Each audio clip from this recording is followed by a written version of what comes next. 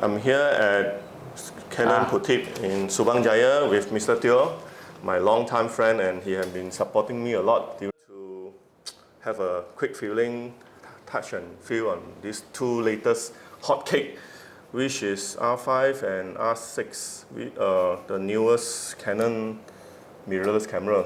Well, after Canon introduced the R with the RF mounting, I already foresee Canon sure will come out something that is really good in the future, especially for the R5.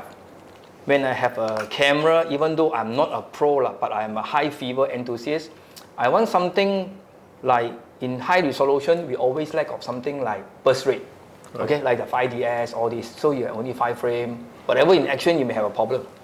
So and then I need to carry another one, maybe it's about 1DX, that is another issue because weight is important, especially with my size. Okay, yes. So that is why the R5 now is I can say it's a 2-in-1. Okay, so that's why for those from landscape and until those that you are in action, everything all in one. Okay, right. Yeah, but for the R6, I can see this is a very good camera for people doing event. You want something that is more, especially that you want to start some video and still photography with the very affordable price that you can start with the 4K 60, all these are features. But from what I see, 1DX, the Mark III, this camera is still relevant to the market. Like for you, Vincent, I can say if you have a 20 megapixel, you want something that is a rock solid, really tough camera, you need a 1DX Mark III. Yes. You see, that is a tool, right? It's really a tool because you don't know what is your next assignment. So that is why I say 1DX Mark III included myself, I still love it. But the only thing is the size, okay, and the weight. I've been using mirrorless camera and it's so light, and I really enjoy the lightweight camera, and also like this one, the idea of removing the battery grip, which is great because if I need longer lasting time, I put on the battery grip with 2 batteries, it will probably last me the whole day.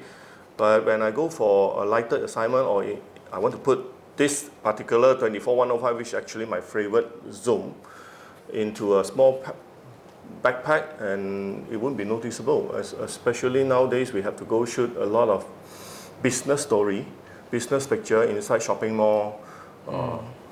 People's buying things, and I can't carry a 1DX with a 16-35.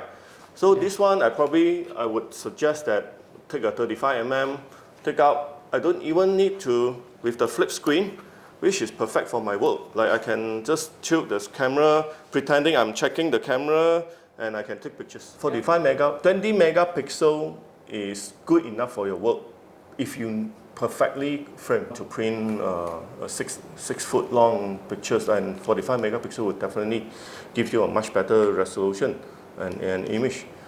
But I think another thing that people kind of forgot is the resolution of the lens. I remember a lot of thought about the camera resolution, but nobody actually talk about the lens resolution.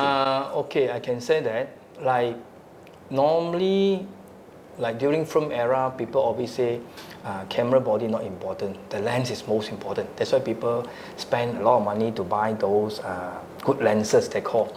But nowadays, the camera actually is a brain. Yes. But the lens is the eyes. So no matter how good is your brain, okay, how accurate is the exposure, but finally, if your lens is no good, that is useless. So that's why you need both, okay? And also, people talking about 20 megapixel, is it good enough? For 20 megapixel, with now the printing technology that I did, I think easily the 16-24, okay, you can get it. 20 by 30, if you can print it, you get it nicely. This is not an issue. But because of megapixel, people keep on chasing. First thing, when you go for a very high megapixel, yes, but you may lose out a bit in terms of the low light. Right. But when I check around, how many of the photographers nowadays, they really go to do print.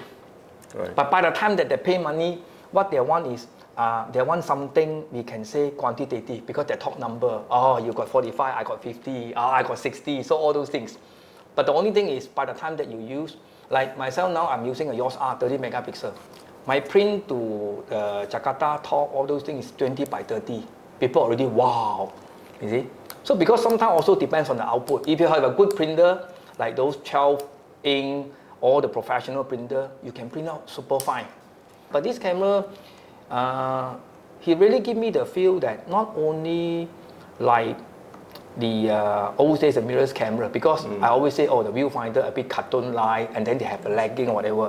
But these two cameras, you'll be very surprised. You can try. So the thing is, viewfinder sharpness is definitely a surprise and for also me. the refreshing rate is very fast because it's 120 frames. That's why once you look at it, you say, wow, how come so clear? Remarkable 12 frame mechanical shutter and 20 frames per second, because True. we used to say 2017 the black technology 20 frames per second, and honestly you don't really shoot 20 frames per second until at some point you are shooting spots, or you are at that moment you really need to shoot a lot. But other than that, the 12 frames per second, which is really more than enough.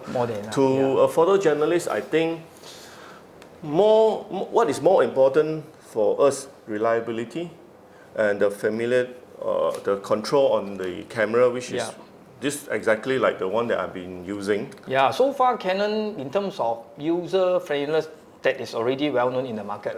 So that's why when they send me the camera, also no manual book, we just pick it up. It's like like your old friend. This is something is good because all the user interface, the manual layout, everything, they are very consistent. They say you don't need to go inside. Hey, sometimes we ask, hey, I got these features, but I don't know where. For this camera, you don't have this problem at all. Yeah. So actually, the mechanical shutter is important. 12 frame. I still remember the first EOS 1 for film camera. They're only talking about 5.5 frame. They already consider pro. You see? Also, another big advantage for both this camera is the dual cut slot cut.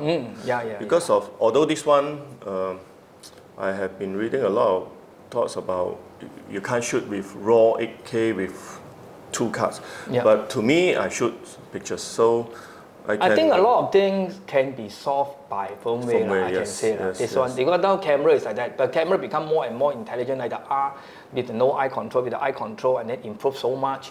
All this is because of the firmware. But mainly, I can say if the processor is good, okay, everything, the hardware is already there.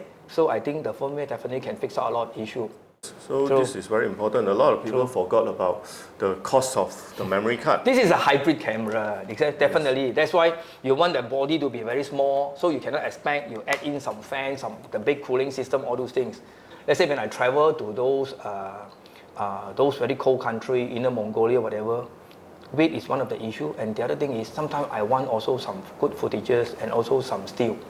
Especially for this, because you can extract out pictures more than 30 meg, they should be more than enough. I really like the control of the 3 down mode, so I can choose shutter speed, aperture, and then from here, the autofocus selection, which is actually my favorite. That one is a big advantage because why? Touchscreen that I can see is good that when we wear very thick glove during very low temperature, that one, this one, the joystick another problem is if it's during raining time or wet weather, it would be difficult to true. operate. That's why you have both. You have an advantage. So when you wear glove, whatever. Well, this is actually also considered one of the advantage because Canon took like 2 years to develop this camera, and they listened from the user what they want and come up with a proper camera. I don't can see the recent IS. Wow, crazy. The lens no IS, but how come they can do IS so well? Up to 8 stop, you see. So that is something that communication with the data flow. The in-camera body stabilizer are quite important. And also another big advantage, since Canon has a lot of OEF lenses with the adapter, you don't see much of the delay on autofocus. But then another very important thing for me is actually the connectivity. Connectivity so I will be able to send by connectivity Wi-Fi, I think is pretty complete. Everything and send to my phone easily.